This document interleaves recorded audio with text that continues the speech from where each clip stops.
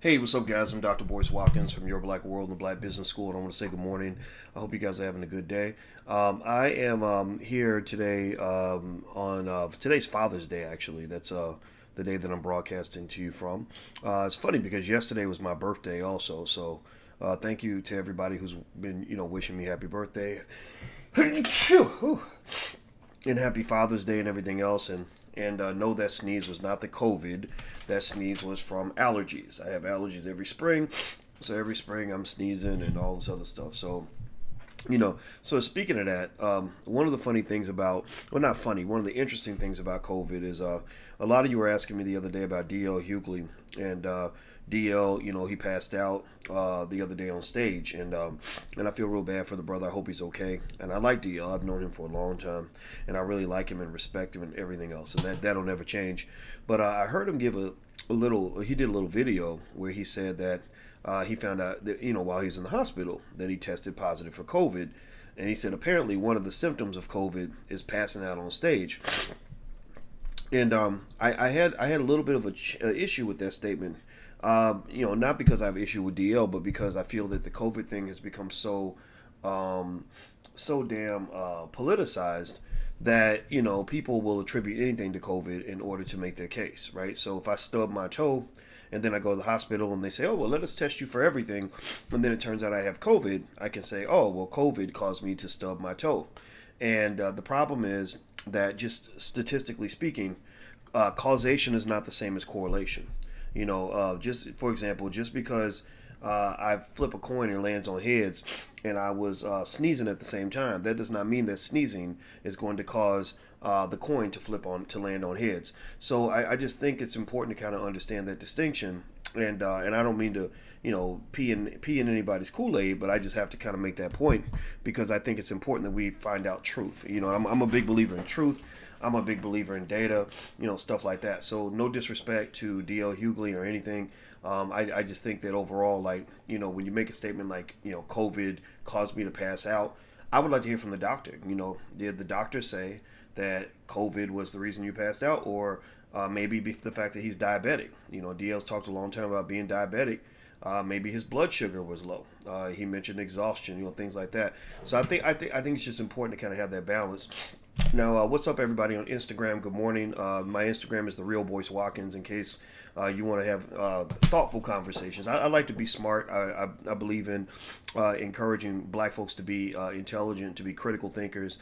I personally believe that media does not want us critically thinking. I personally believe that media wants us following whatever it is they tell us. I personally believe that ignorance is out there. Ignorance gets mass promoted in the Black community. That's why your most famous rappers can't even spell their mama's names. Some of these guys are so backward thinking, it's ridiculous. And when you have backward thinking people leading your community, well, your community is not going to go forward, it's going to go backwards. So just remember that. And I see you for the thank you in there. I see you, brother. I can't even see your name. I do Samoa. I hope I said that right. Thank you very much for the kind words. I appreciate it. So let me hop in and let me just tell you one of the things that got my attention this morning. I'm reading this on the Washington Post. I don't know if you guys saw this, but according to the Washington Post, every Atlanta police officer is going to get a $500 bonus from a foundation to boost morale as sick outs continue. That's the title of the article in the Washington Post. Now, what does that mean? That means that basically police officers are doing what they tend to do when there's pressure put on them. They start protesting. Police start saying, well, if we can't do the job the way we want to do it, then we're not going to work at all. And so the mayor in Atlanta, Keisha Lance Bottoms, who's really stuck in this strange position where she's got to play both sides of the fence. One minute she's the black woman, the next minute she's the power broker, the next minute she's, definitely connected to the billionaires and millionaires that really run Atlanta. Keisha's got a tough job. It seems like a nice lady, smart lady, very definitely a pretty lady. I mean, not that that matters, but let's just give credit where it's due. She's kind of in this weird position where she's saying things that can end up sounding a little bit contradictory. Where people don't really know exactly where she stands one way or the other. Like I remember hearing her say, telling black people don't burn down any buildings or stop burning down buildings because Killer Mike and T.I. own half of the West Side. I don't believe that's true. I don't believe, not even half, 10%. I just don't believe that. I believe that the people that really own definitely downtown Atlanta are multi-million, multi-billionaires. I don't believe rappers own half the city. I just have a hard time believing that. It doesn't mean they don't have clout. They have a big voice, but I don't know if they have big bank accounts to back up the big voice. Maybe a few million, but not billions and billions of dollars that's required to run a city like Atlanta.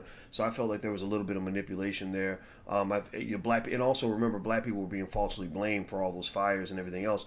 Those were started by far left activists and Antifa and other organizations that really were using the death of George Floyd as a catalyst to spearhead their revolution. They're always into this sort of revolution. If you ever go to a meeting with, and I'm not an expert on it, but I was invited to some meetings with the Communist Party, stuff like that, and the discussion is always revolution, revolution, revolution. Let's end capitalism, and I feel like these police shootings are an opportunity for them to do that. In fact, ask yourself, why is it that I can go to a place like Norway and find 100,000 white people out in the street screaming Black Lives Matter?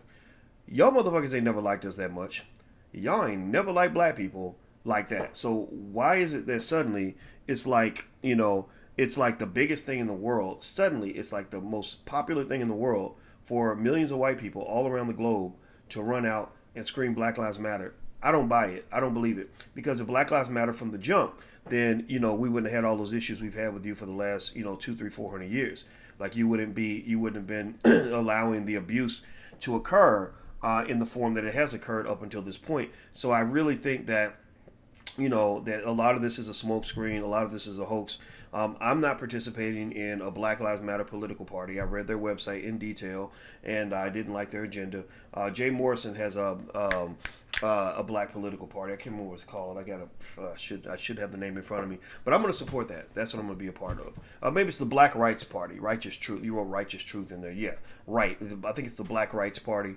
I'm cool with that. I could get down with that. So anyway, let me keep going. Let me read some of this. They said basically a bunch of Atlanta police officers are calling in sick now because they're mad that they're being challenged in the way that they're being challenged.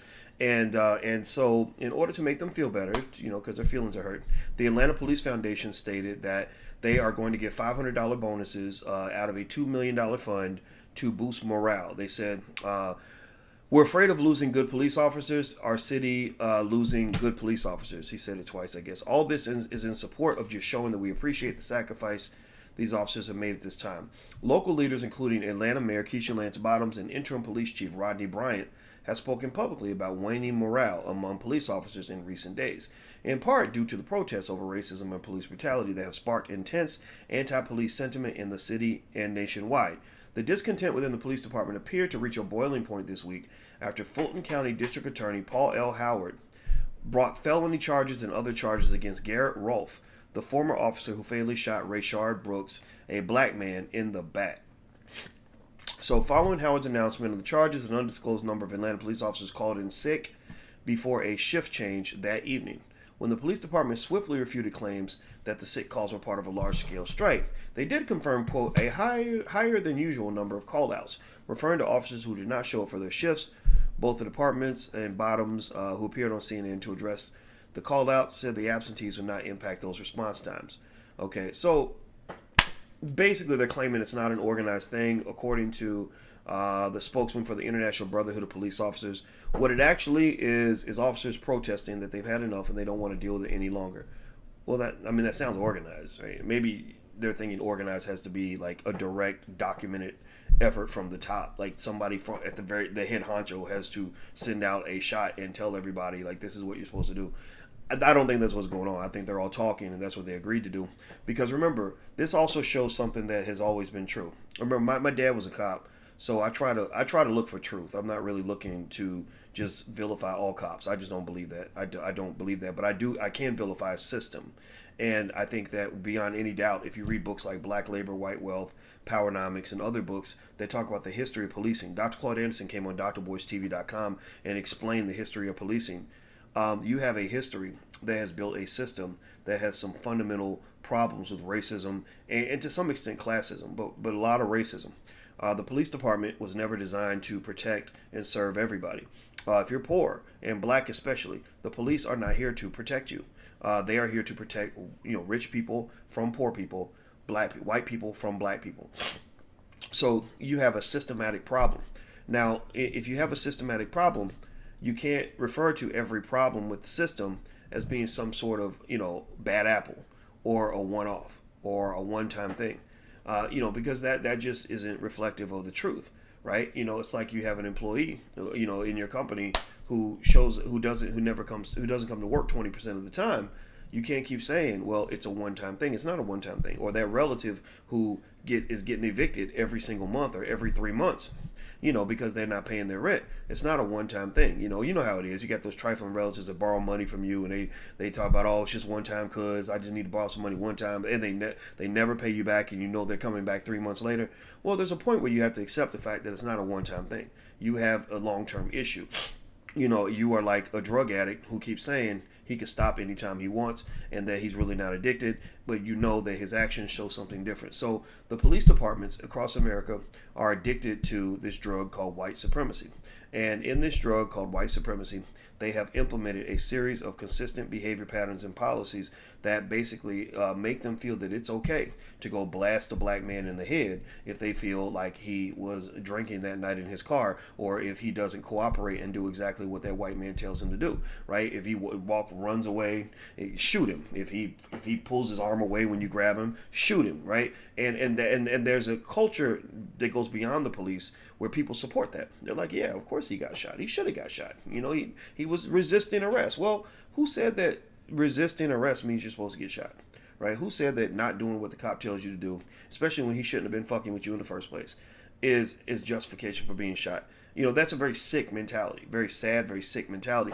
And studies show actually that the severity of a crime is typically contingent heavily on the race of the victim, not the race of the perpetrator, the race of the victim. So that means if I go kill a white woman, if they were shooting white women the way they shoot black men, there would be no having that. If they were shooting white women the way they shoot black men, there would be complete outrage. When you talk about Rayshard Brooks, there was a lot there. There was a lot there to talk about with Rayshard Brooks. I'm just gonna keep it. As Tekashi 6ix9ine said, I'm gonna keep it a stack. I'm gonna keep it a buck. I'm gonna keep it 100 real quick. Seriously, with Rayshard Brooks, when you turn with a taser and you're I don't know how. I guess maybe because he was drinking. Like you think you can tase somebody from, like you turn and point anything at an officer, they're gonna see that as a threat, right? They don't know what that is, right? What are you, So anybody who don't ever, please black people, don't ever run up to a cop and reach and do like this, because they're trained to see that as a threat.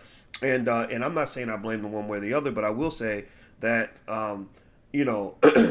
it's not easy going out there every day when you know that there are people out there that want to kill you. And I think that it's okay to say that and still be righteous in terms of fighting for what is right. I can tell you, when my dad used to go to work every day, my mother, we would worry. My mother would worry that like he wasn't coming home. And just, like anybody else. I mean, think about this. We got a lot of people that are scared to go outside with coronavirus. You got probably less than 0.1% chance of catching it and dying from it. But a lot of people won't even go outside when they think they might get coronavirus. Imagine going out where every day you're going exactly to where the crime is happening, right? Everybody else is running away. You got to run toward the crime, right? And I think it's important to just talk about that, to really kind of understand how any of y'all who have something to say about how policing should be done should probably spend some time making sure you learn about the job so you can make sure that you stay safe. Because, remember, defunding the police is not the same as disbanding the police. I think it's important to talk about that. And I think it's also important to understand that many of us who say cops are never good for any reason, no matter what, we're the first ones to call the cops if somebody breaking your house, somebody trying to hurt, rape your woman, somebody trying to kidnap your child. You're going to call the police, right? But here's the problem, though. The police operate like a gang.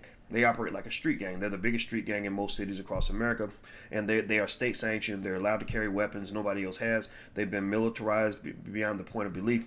They have completely overplayed their hand in the sense that they have violated on a significant level the trust of the American public by believing that somehow they have this absolute authority to terrorize the very people that they're claiming to protect. And so when you look at it that way, you have this big problem. Keisha Lance Bottoms has this problem. Lori Lightfoot in Chicago has this problem. The mayor of LA has this problem. Is that you've got a very sick, disgusting system that's built on an idea that you can treat one group of people different from everybody else.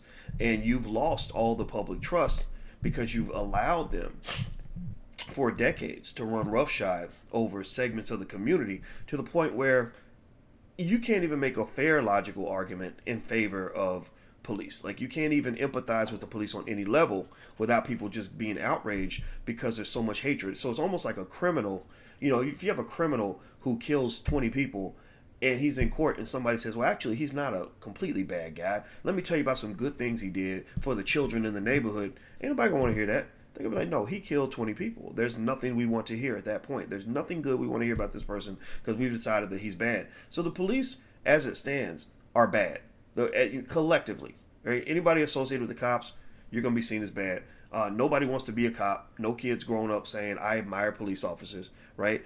Nobody's saying, let's just hear them out. Let's just see what they have to say. All that's gone. All that trust is gone because you violated that trust. So really, when I see the sick outs, here's where I'm going with this. When I see the police calling in sick and protesting, and Keisha Lance Bottoms and all the other mayors are worried because the cops don't want to come to work. Well, that's your fucking opportunity. That's your opportunity to replace as many of those motherfuckers as you can. That's your opportunity to say, we're going to implement an entirely new system of policing. We're going to disband the whole process before. Maybe should go beyond defunding. Maybe you could say we're going to keep it fully funded, but we're going to fund the disbandment. We're going to fund, the injection of fresh blood. We're gonna bring in thousands of people and train them on how to be, cops and how to do the job in a way that actually makes sense.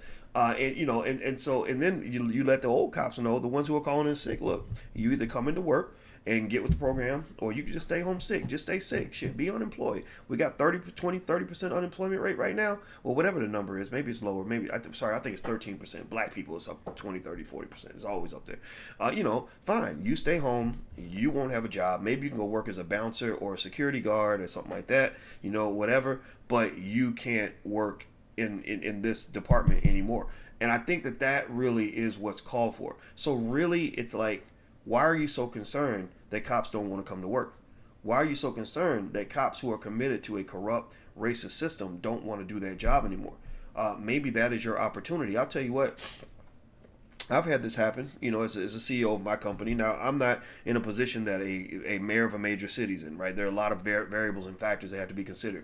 But I've had situations where I've gotten tired of the way certain things were being done in a part of my company, and I went in and said, it's going to be this way or the highway. And then I had people protesting. I'm not going to work anymore. If you did it, I refuse to do the job that way. And I say, well, great. Thank you for telling me.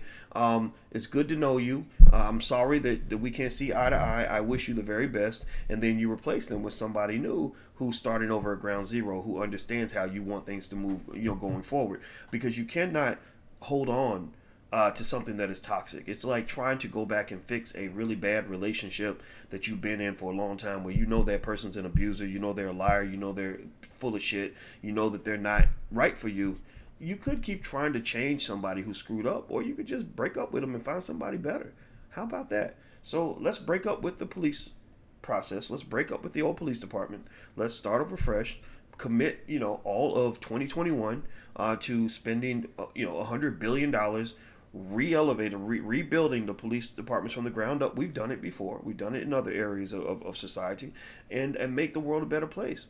So I personally I don't take any offense to these sick outs. I will say this as a son of a cop, I understand, or to some extent, I understand more than most the challenges of being a cop. I've always had tremendous admiration for cops that really want to do the right thing. And I've seen them, you could tell but their sincerity and stuff like that. One time, I'll tell you the truth. One time when I was 26, I got pulled over by a cop, and I was young. I'm still an activist, but I was a different kind of activist. But I always kept it 100 as far as who I was. And I was doing the same stuff back then that I do right now.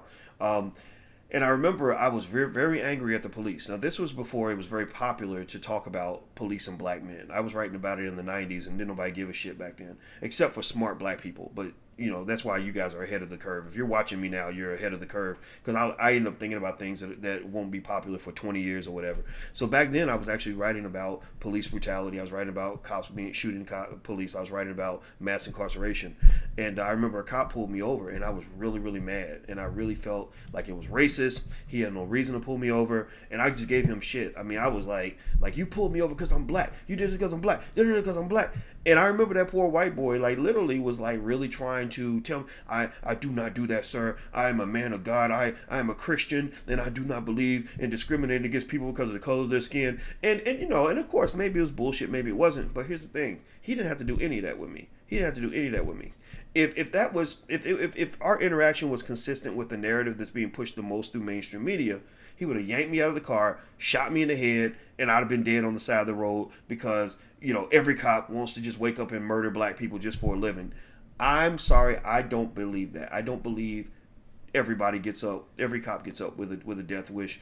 I do believe that there is an infiltration of, say, white supremacists in police departments. I do believe that white supremacy infiltrated the systematic aspect of the criminal justice system many, many decades ago. I do believe that they need to be retrained. I do believe that we need to, in fact, just replace maybe half of these departments. I do believe they need to be demilitarized. But I don't believe every cop wakes up thinking, how can I kill a black person today?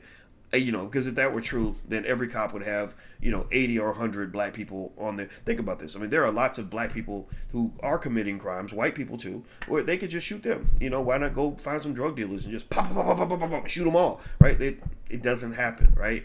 But I think when you look at the situation like Rayshard Brooks, if you look at it as balanced of a way as possible, and that's why people get mad at me, because I don't get caught up in the bullshit emotions. I try to understand what's really going on. You had a scenario where he shouldn't have been messing with that guy in the first place. Like, that whole situation should have been a non-incident. It should have been a situation where if you are in a position to protect and serve, your goal should have been to get him home safely. That should be your goal, to keep him safe, to say, look, man, you've been drinking. Your sister lives here. All right, how about you walk home? Or how about we give you a ride home or something? Or take an Uber, right? You're not getting behind the wheel of that car because we don't want you to hurt nobody, but, we'll get you home. And the fact that he tried so hard to do that and the cop would not hear that, and the cop was insistent upon arresting him and taking away his freedom and detaining him, that's the fundamental problem with that whole interaction. And then it escalated beyond that because you basically had a black man who was undermining the inherent authority of a white man to detain him unreasonably. Don't nobody have no fucking right to detain you if you did not break the law, right? And that's the thing, because think about this. Nobody drinks more than white people. I taught at Syracuse University, and all we had were alcoholics everywhere. Like, it was ridiculous. I hated it. It drove me crazy because young people get in a lot of trouble when they drink too much. But they didn't care. They didn't give a shit. They just damn near encouraged that. It felt like they would. It felt like they were just like, well, whatever. We're a drinking school. That's what they do. So to me, I was like, well, how come we have so mmany thousands and thousands of alcoholics running through Syracuse University? And I've never once heard of a college kid being shot up because he got drunk. If that was the case, then you'd have white boys in college being shot every day because they drink. I've never, it's like a damn suicide mission, man. Seriously. So I just personally think anybody who can't understand that is really trying to keep the blinders on.